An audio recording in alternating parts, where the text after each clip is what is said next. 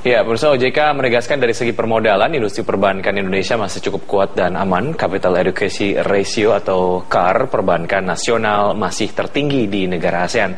Lantas, berapa kuat perbankan menghadapi pelemahan nilai tukar rupiah terhadap dolar Amerika Serikat? Market Corner akan membahasnya bersama Direktur dari Bank Indonesia, Bapak Dodi Arifianto. LPS, ya, oke. Pak Dodi, apa kabar? Terima kasih sudah hadir di studio kami hari ini. Pak Dodi, kalau kita bicara sedikit mengenai seberapa tahan bank-bank di Indonesia untuk akhirnya menghadapi kondisi pelemahan nilai tukar rupiah terhadap dolar Amerika Serikat ini. Iya, Mas. Jadi kalau kita bicara tadi kebetulan bapak-bapak kita yang rekan-rekan kita yang berada di BI dan OJK, bicara daya tahan itu berarti bicara mengenai stress test. Jadi yang perlu pertama kita sadari bahwa kalau terjadi pada tekanan nilai rupiah itu nggak datang seorang diri. Jadi biasanya ketika rupiah tertekan maka pertumbuhan ekonomi juga akan turun dan biasanya akan disertai dengan kondisi likuiditas yang ketat. Itu yang umum terjadi, ya, seperti itu. Jadi untuk melihat daya tahan terhadap bank, maka kita harus melihat bagaimana dampak tiga variabel ini. Ya, nggak bisa kita mengasumsikan dolar rupiah pergi kemana tanpa mengasumsikan pertumbuhan ekonomi dan dengan mengasumsikan pertumbuhan ekonomi dan bunga nggak kemana-mana, itu nggak realistis. Jadi yang dilakukan adalah jika dolar rupiah tertekan atau dolarnya naik terhadap rupiah, maka pertumbuhan ekonomi akan turun dan bunga juga akan cenderung tinggi. Nah, itu seberapa tinggi dibikin skenario-nya itu yang telah dilakukan oleh teman-teman di BI dan OJK pada berbagai skenario. Memang kalau kita bicara kemarin kita pernah bikin untuk di 14.000 seperti itu yang pernah ada dirilis, ya. Itu secara industri perbankan, ya, kita melihat kondisinya manageable, ya, seperti yang dikatakan oleh Pak Nelson tadi. Memang hal ini disebabkan karena permodalan perbankan Indonesia masih tinggi. Jadi CAR itu berada di 20,5%. Posisi Mei 2015 itu adalah salah satu tertinggi bukan hanya di ASEAN tapi di emerging market atau bahkan di dunia. Seperti itu. Beberapa indikator tadi memang sudah disebutkan dari CAR-nya, sehingga ini kemudian disimpulkan bahwa perbankan di Indonesia dikategorikan masih sangat tahan gitu, ya, terhadap pelemahan dari nilai tukar rupiah terhadap dolar Amerika Serikat. Jika kemampuan dari banknya sendiri untuk menyalurkan kredit sebetulnya seperti apa, Pak Dodi? Ya, kalau kemampuan dari banknya sendiri saya pikir sih masih cukup baik, ya. Jadi pelemahan ekspansi kredit yang kita udah amati kurang lebih setahun terakhir ini, sekarang udah tinggal 10,5 kan pertumbuhan kredit per Mei, itu lebih disebabkan karena demand-nya hilang, nggak ada, berkurang. Jadi dulu pada tahun 2013-2014 awal pertumbuhan kredit itu sempat mencapai 20%, sekarang udah ke pangkat setengahnya. Itu karena demand-nya masih banyak. Jadi pebisnis, korporasi, UMKM itu optimis terhadap ekonomi sehingga mereka invest, mereka tumpuk inventory, persediaan untuk jualan, yang konsumen belanja, membeli barang-barang yang jangka panjang seperti rumah, mobil, seperti itu. Mereka masih tingginya dari masyarakat ataupun korporasi untuk meminjam dana dari bank. Ini menjadi satu indikator bahwa kemudian masyarakat masih menggunakan fasilitas kredit, dan sebetulnya dilihat dari kredit sendiri, jika dilihat korelasinya dengan nilai tukar rupiah terhadap dolar Amerika Serikat seperti Anda tadi sebutkan, kalau semakin melemah bunga juga akan tinggi, masyarakat jadi enggan untuk meminjam dana dari bank, gitu, ya. Kalau banknya sendiri dengan permodalan 20,5, LDR sudah turun ke 89 kan, dari itu sebelumnya sempat di 93, masih punya ruang untuk ekspansi. Tapi kalau permintaan nggak ada, mau dikasih ke siapa kan, gitu istilahnya, ya. Kan jualan bank itu kan, jualan dana. Jadi saya ngelihat, ya, kondisi ini pertumbuhan kredit yang rendah disebabkan oleh sisi demand-nya, sisi permintaannya. Jadi kurang ya, kita tahu bersama kenapa ya, dengan kondisi seperti sekarang ini pertumbuhan ekonomi yang slow down, terus depresiasi, bunga yang relatif tinggi, ya bagaimana tumbuh minat untuk meminjam kan seperti itu. Dari Bank Indonesia melakukan stress test secara makro tentunya ya. Kalau dari OJK sendiri secara mikro, bagaimana stress test makro dan mikro ini juga akhirnya memang diperlukan untuk menghasilkan kesimpulan bahwa perbankan di Indonesia memang masih sangat kuat. Ya, jadi stress test ini adalah salah satu tools ya. Ada tools yang lain, tapi memang salah satu yang utama untuk melihat daya tahan perbank-bank. Ya, memang kalau secara industri kita cukup optimis ya, pede lah bahwa perbankan Indonesia ini masih bisa bertahan ya. Ya. Bahkan katakanlah kalau misalnya kita nggak ngarapin tentunya kalau dolar ke 15.000 atau bahkan lebih, tapi untuk beberapa bank belum tentu. Ya, ada 118 bank di industri ini ya, bank umum ya. Kita tidak mengatakan apa yang berada di industri itu berlaku di setiap banknya, nggak mungkin. Ya, mungkin kita akan bicara ada 1, 2 atau beberapa yang tidak tahan terhadap jika situasi terus memburuk. Nah, ini yang dengan stress test kita bisa tahu dari jauh sebelumnya, jadi nggak terkaget kalau misalnya dibikin skenario rupiah ke 15.000, ke 16.000 atau berapa, kita lihat siapa yang akan kena dampaknya, akan apa kita bicara katakan KAR-nya turun di bawah 10%. Seperti dengan itu. Demikian dapat dilakukan langkah antisipatif jika memang ada bank yang tidak kuat terhadap kondisi nilai tukar rupiah mencapai 15.000, 16.000 dan sebagainya. Pak Dodi, kita tahan dulu sejenak, kita akan kembali saja dan bersama kami akan segera kembali. Sorry ya Pak Dodi tadi. Ya, pemirsa, kembali di Dialog Market Corner dan masih bersama Direktur Grup Risiko Perekonomian dan Sistem Keuangan dari Lembaga Penjamin Simpanan, ada Bapak Dodi Arifianto. Kalau dilihat dari NPL, sebetulnya sejauh mana ini juga bisa dijadikan satu indikator bahwa perbankan kita masih sangat baik di tengah pelemahan nilai tukar rupiah ini, Pak Dodi? Jadi memang kalau kita lihat sih ada dampak negatif jelas. Jadi dalam kurun waktu setahun terakhir ini NPL rasio gross itu udah naik dari 1,8 jadi 2,6. Jadi sekitar 80 basis poin ya.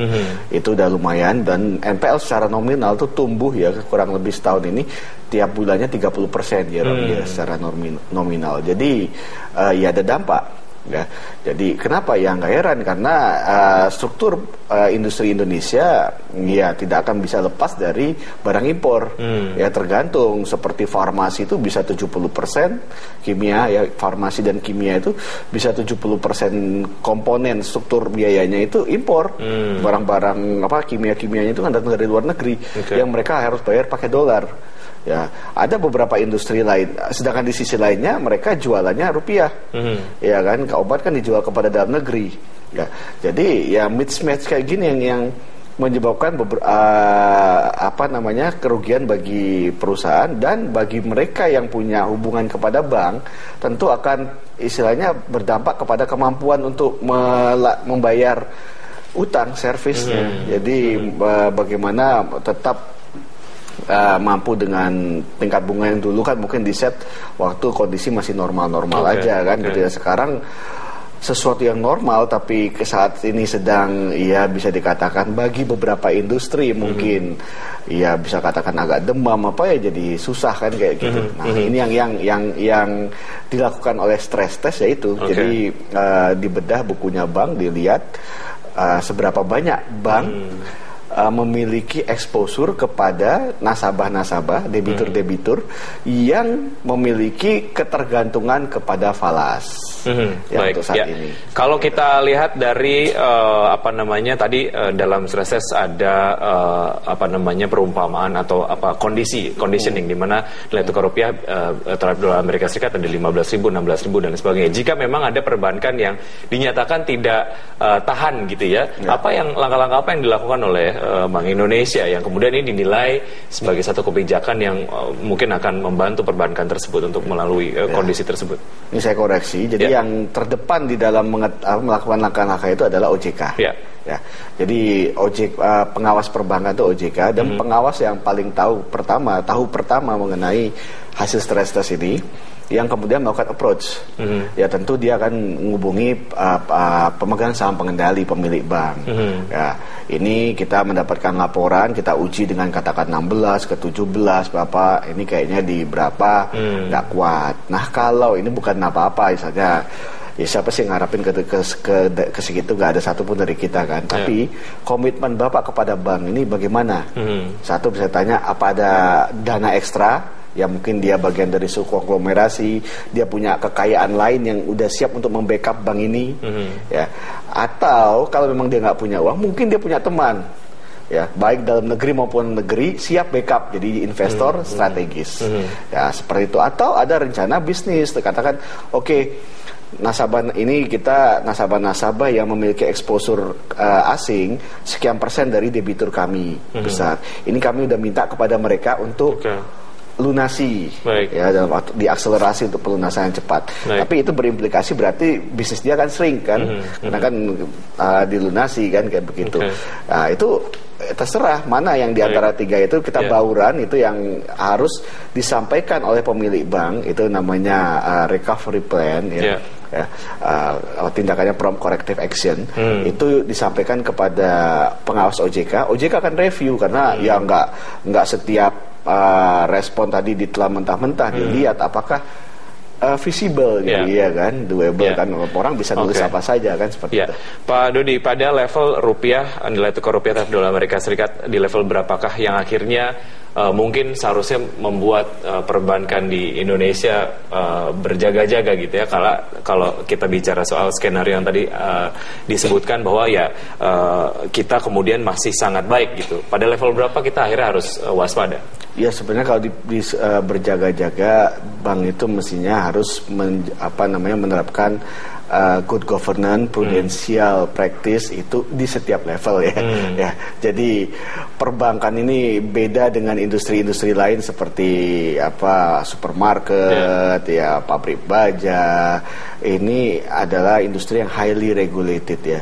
Tidak ada di industri manapun gitu ya, kalau suatu bank tutup akan menyeret bank lain. Jadi industri perbankan ini nyawanya kepercayaan.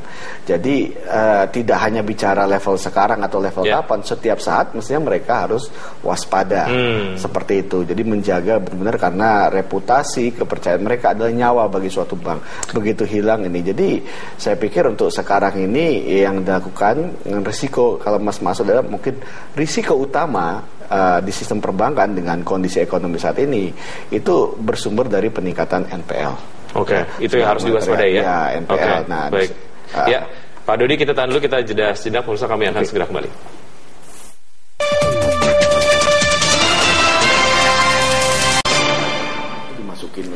Ya, pemirsa, kembali di Dialog Market Corner. Kalau kita bicara mengenai satu kondisi yang memang perlu dikhawatirkan adalah tingkat NPL-nya sendiri. Tadi dikatakan 2,6% bahwa itu masih kemudian dikategorikan baik. Level NPL berapa yang akhirnya harus membuat kita berjaga-jaga ataupun waspada, Pak Dodi? Sebenarnya kita kalau ngelihat kondisi ya, kita kan tadi saya katakan bahwa dalam setahun terakhir udah naik 1,8 ke 2,6%. Itu cukup tinggi. Jadi dikatakan baik juga enggak. Gitu ya. Jadi enggak, kita enggak realistis lah mengatakan industri perbankan Indonesia baik-baik saja. Tapi situasi manageable. Ya. Jadi ya ada paparan negatif akibat penurunan kondisi ekonomi yang nggak terelakkan, tapi situasi manageable. Nah, kalau kita bicara NPL, comfort zone-nya regulator ya, teman-teman OJK dan kami sendiri di LPS juga memantau itu, karena pada akhirnya kan yang jadi pembayar ya kalau jadi bank gagal itu kan LPS ya.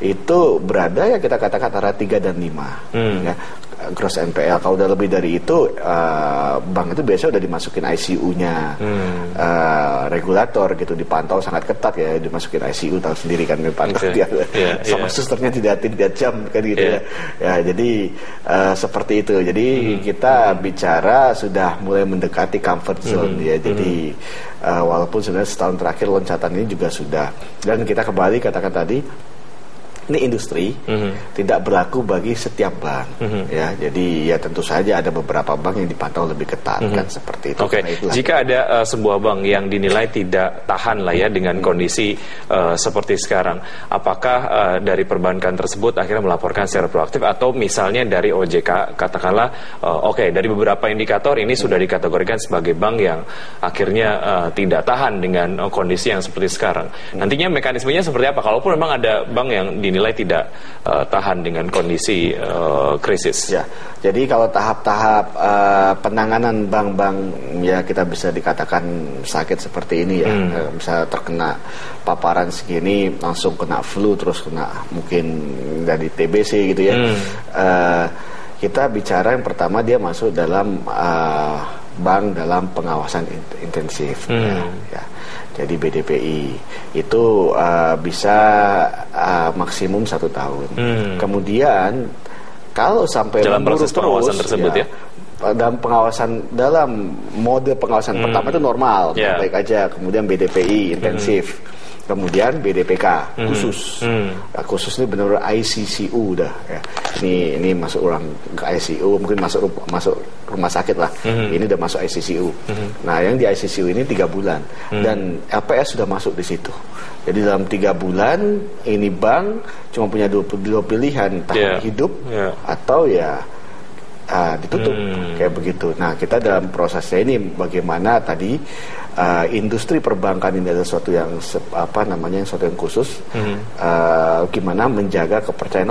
Maksudnya ya bank memang perbankan memang kuat khusus, tapi kan bank juga suatu bisnis yang bisa come and go lah. Bisnis itu kan nggak mungkin selalu profit. Betul. Terus itu nggak ada. Baik. Ya, jadi exitnya dia itu jangan sampai menggoncang gitu ya. Baik. Ya karena bank yang kecil pun dalam situasi tertentu juga bisa rumit ya. Baik. Seperti itu. Ya, Pak Dodi, terima kasih atas keterangan sudah diberikan. Semoga ini bermanfaat. Terima kasih. Sampai jumpa. Ya, bersama sebuah perusahaan swasta di Rusia mendirikan sekolah untuk mempelajari etika dan tradisi Eropa. Simak informasinya sesaat lagi.